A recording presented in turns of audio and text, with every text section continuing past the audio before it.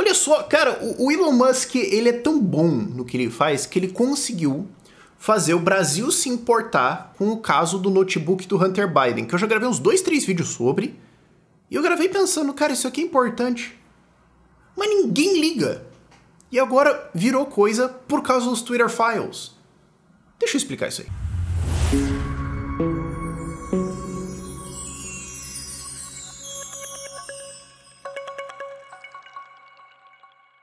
E depois começaram a ver o que de fato estava ali. Começou a sair algumas notícias de o que estaria dentro desse notebook.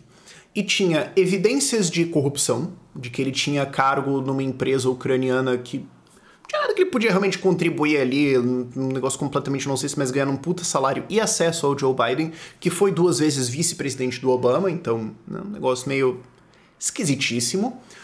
Tinha fotos dele usando serviços de prostituição de maneiras muito amplas e criativas, e possivelmente fotos de não foram serviços, foi... O que aconteceu aqui? E dele usando drogas. Não só o problema dele estar usando drogas, mas o problema de que o pai dele, o Joe Biden, então candidato à presidência, passou várias leis e atuou muito pesadamente para tornar ainda mais rigorosa a punição por uso daquelas drogas que ele estava usando. O que acabou com a destruição de vidas e famílias na casa de, no absoluto mínimo, centenas de milhares, possivelmente milhões, mas estava lá o filho dele usando e quase certamente o pai dele sabendo e tudo bem. E várias outras coisas que poderiam resultar em problemas de todos os tipos. E aí o New York Post soltou uma matéria sobre isso. Soltou, olha, esse notebook existe, ele tem todas essas informações aqui, isso é grave, isso revela hipocrisia, isso revela conexões que podem ser corruptas, isso revela um risco de segurança, porque se essas informações saíram, pode ser que os nossos inimigos já tenham essas informações e eles podem usar isso contra os Estados Unidos de alguma forma. A gente não sabe o que tinha nos e-mails dele com o que seria presidente Joe Biden e o que pode acontecer aqui. Isso é grave e nós precisamos discutir isso. E a resposta da mídia e de agências de governo e de redes sociais foi, primeiro, esse notebook não existe, isso é mentira. Segundo, isso aqui é uma operação do governo russo para manipular as nossas eleições. Terceiro, nós vamos censurar completamente essa discussão aqui. Quem tentar postar ou discutir sobre isso será punido ou deletado automaticamente da plataforma. O Facebook reduziu o alcance das publicações e o Twitter estava banindo automaticamente quem postasse sobre isso. Sob a desculpa de que não era verdade, não existia, tudo mentira e tudo mais. E era verdade. O notebook existia e depois saíram várias informações. O próprio Mark Zuckerberg, no podcast do Joe Rogan, falou, não, CIA falou com a gente, falou que ia ter alguma operação dos russos para tentar influenciar as eleições, com base em nenhuma evidência, só confia em nós. E quando saiu essa notícia, a gente imaginou que fosse isso e, de fato, enterrou essa porcaria aí. E a gente estava errado pra caramba. Então, houve um conluio entre essas organizações para esconder dos eleitores americanos um dado extremamente importante que a grande maioria das pessoas que acompanhou este caso já respondeu em uma pesquisa que teriam votado diferente, que acham que isso teria influenciado o resultado da eleição se essa informação fosse pública. Então é grave. E aí entrou o Elon Musk, né? Ele comprou o Twitter, teve acesso a todos esses dados e começou a publicar as discussões internas do Twitter. Porque quando essa matéria do New York Post saiu, a resposta do Twitter foi isso aqui é mentira, dos russos e tudo mais, e todo mundo que postar sobre isso aqui será banido sumariamente e executado daqui. Chega, não vamos falar disso aqui. E você vê dentro das discussões que existia discórdia dentro das pessoas que estavam sobre vamos esconder isso aqui ou não, mas foi feita uma grande pressão para que escondam isso aqui. Mesmo depois de sucessivos avisos de que eles estavam fazendo ali era inconstitucional, violação da primeira emenda, tinha vários problemas ali dentro e de que, inclusive isso é discutido dentro dos e-mails, isso nem sequer de fato estava dentro das políticas do Twitter. O New York Post depois soltou uma matéria onde a manchete deles foi clara. O Twitter inventou uma regra. Na hora que eles viram, eles inventaram uma regra para dizer que aquilo ali tá banido e tacaram no lixo e acabou reprimindo essa informação.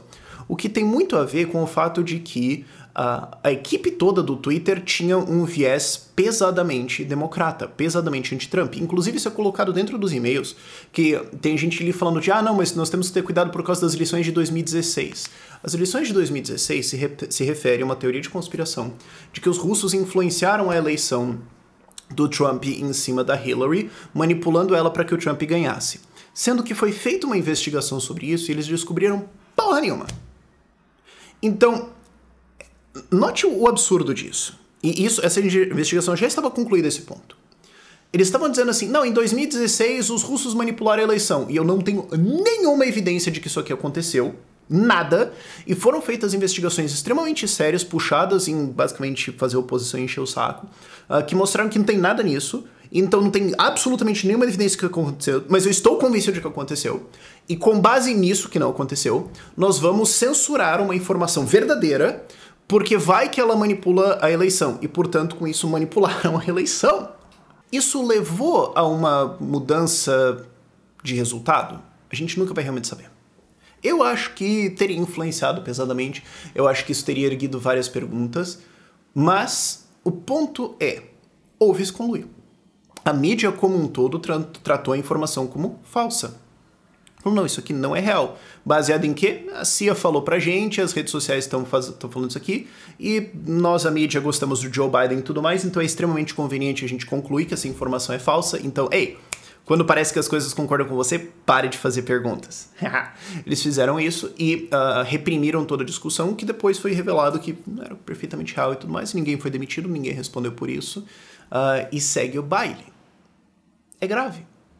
Isso mostra que existe sim o risco de pessoas com alinhamento partidário dentro de redes sociais manipularem eleições. E aí eu sei que você está pensando, mas Rafael, tu é libertário, é anarcapitalismo e tal, capitalismo e tudo mais, eles não têm o direito de fazer isso?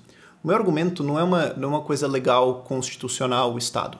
O meu argumento é dentro do contrato da plataforma. Se o Twitter fosse aberto sobre, olha, nós somos aqui quase todo mundo de esquerda, nós não gostamos do Trump, nós gostamos do Biden e nós vamos tomar decisões baseadas nisso, e se você postar esse tipo de informação aqui, nós vamos banir isso, mas se você postar fake news contra o Trump e tudo mais, você postar, até hoje não, porque agora o Elon tomou controle, mas se você, durante essa época de controle de esquerda do Twitter, postasse objetivamente fake news de que os russos manipularam a eleição do Trump, tudo bem. Isso aqui a gente não tem nenhuma evidência para falar de que de fato aconteceu, de que os russos manipularam a eleição, inclusive tem várias evidências do contrário, mas se você postar essa objetiva mentira aqui, tudo bem. Agora, se você postar coisas verdadeiras sobre os caras que a gente gosta, nós vamos censurar isso. Se o Twitter fosse aberto sobre isso e falasse, vai ser assim, esse é o nosso contrato, o nosso sistema de julgamento interno é injusto e ao entrar aqui você concordou com isso. Eu falaria, seu bando de arrombado usando o seu direito de ser um bando de arrombado. Vocês podem fazer isso. Porém, o problema é que o Twitter se colocava como neutro, como nós vamos avaliar a verdade das coisas de uma maneira clara e aberta, e ouvindo não sei o que, fazendo checagem de fatos, não sei o que. E todo mundo que tinha bom senso sabia que isso era código para nós vamos decidir o que é verdade e acabou. Mas eles se colocavam como neutros, eles se colocavam como nós não vamos... E é mentira. Então todas as pessoas que estavam sujeitas a esse contrato foram fraudadas pela empresa. A empresa prometeu uma espécie de serviço de cobertura, de editorial, porque eles estavam editorializando. Se você está escolhendo o que tem dentro da plataforma ou não, você está editorializando. Eles estavam fazendo isso tudo, falando que ia ser de uma forma e foi de outra.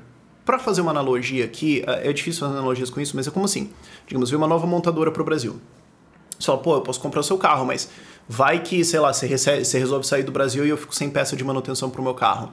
E ela falou, não, aqui no contrato de venda do carro, tá, que nós vamos ficar aqui no Brasil e nós vamos produzir peças desses carros, sim, você pode comprar ela, tá seguro, vai ter. Aí, 5 anos, eles vão embora. Isso é uma violação de contrato. Mas a empresa tem o direito de ir embora. Sim, eles têm o direito de vir aqui investir, fazer a empresa e tudo mais, e se eles não quiserem ir embora e tudo mais, mas eles têm um contrato comigo que eles têm que cumprir. Vamos separar as coisas. O Twitter foi parcial, sim, 100%. E isso influenciou e foi influenciado pela cobertura da mídia, que foi parcial no caso. Eles não tinham nenhum motivo para acreditar que a história era verdadeira ou falsa. O que tinha era, existem dados disso, vamos perguntar? Não. Vamos não cumprir o nosso dever jornalístico de fazer perguntas e falar a verdade para poder, porque o poder, o cara que pode ser o poder, é o nosso amiguinho. E os nossos amiguinhos falaram que tá tudo bem, então vamos parar de fazer perguntas. Isso é falharem o seu dever jornalístico de investigar, de fazer perguntas e falar a verdade ao poder, o que é não ser um jornalista, é ser assessoria de imprensa. A grande mídia americana, salvo alguns jornais, o New York Post, por exemplo, que publicou, etc., agiu como assessoria de imprensa do Joe Biden. E isso teve um resultado eleitoral grave. Uma das coisas que vale a pena a gente se perguntar é se o Trump tivesse reeleito, e não o brócolis disfuncional que é o Joe Biden, o Putin teria invadido a Ucrânia? E toda a destruição econômica e de vidas, e de um país inteiro que está sendo deletado, metade dele pelo menos foi deletado, cidades inteiras foram deletadas do mapa, isso teria acontecido? E o Elon promete que ainda vai ter novos lançamentos de e-mails, de informações e tudo mais do que aconteceu dentro do Twitter, nesse caso, para a gente entender como é que foi esse processo de decisão. Já está mais ou menos claro o que aconteceu aqui. E qual que é a conclusão disso aqui? Então o governo tem que regular esse troço aqui ainda mais. Se tivesse regulado, eles teriam feito isso ainda mais. O que tem que acontecer é a gente perceber que existe parcialidade dentro de redes sociais e dentro de mídia. Sim, isso existe. Acontece. Então a gente não pode pensar que isso aqui é uma avaliação neutra e tudo mais. A gente tem que entender que esses caras têm lado. A gente tem que começar a questionar o que eles estão falando, de onde que veio e tudo mais, e erguer as nossas exigências em relação a isso. O que me leva ao fato curioso de que a resposta do jornalismo americano, via de regra, a essas revelações, porque o Elon ele passou isso tudo para um jornalista e ele está expondo tudo mais, a resposta do jornalismo americano foi atacar o jornalista, dizer que isso é uma não história e tentar esquecer o negócio inteiro.